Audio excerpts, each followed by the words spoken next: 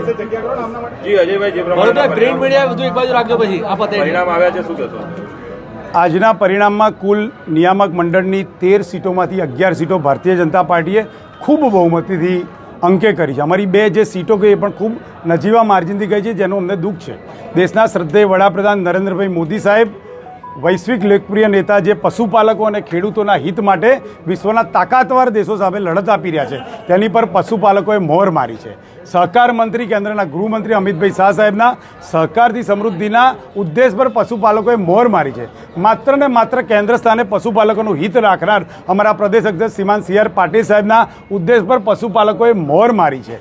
અમારા મુખ્યમંત્રી મૃદુ ને મક્કમ શ્રીમાન ભૂપેન્દ્રભાઈ પટેલના નેતૃત્વ પર પણ પશુપાલકોએ મોહર મારી છે. તદુપરાંત અમારા બંને મંત્રીશ્રીઓ જગદીશભાઈ, ઋષિકેશભાઈ ઉપરાંત બંને જિલ્લાના સાંસદશ્રી, ધારાસભ્યશ્રી, જિલ્લા અધ્યક્ષો અને ભાજપના બધા જ કાર્યકર્તાઓએ એક મત થઈને આ ચૂંટણીમાં ઝંપલાવ્યું, જેના કારણે 3થી લઈ અને 11 સુધી ભારતીય જનતા પાર્ટી પહોંચી છે.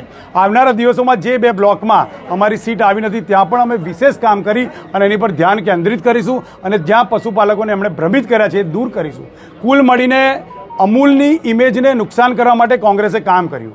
અમૂલ જેવી સમકક્ષ બીજી કોઈ કંપનીને સાથે ભંડોળ લઈને કોંગ્રેસે અમૂલને નુકસાન કરવા માટે કામ કર્યું. આ બધી જ વાતોને આવનારા દિવસોમાં અમે ઉજાગર કરીશું, નીચે ડેરી સુધી જઈશું. આવનારા 100 દિવસના એજન્ડા સાથે અમારા ચેરમેન બન્યા બાદ પશુપાલકોના હિતમાં નવી યોજનાઓ, નવા પ્રકલ્પો સાથે અમે સતત આપની વચ્ચે આવતા રહીશું. અજયભાઈ, ચેરમેન અને વાઇસ ચેરમેનની નિમણૂક ક્યાં સુધી થશે? જેવું ગેઝેટ બહાર પડશે એટલું તરત કરશું.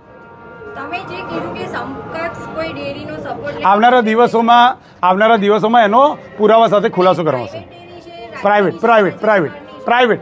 રાજ્ય બહારની છે કે રાજ્ય રાજ્ય બહારની છે.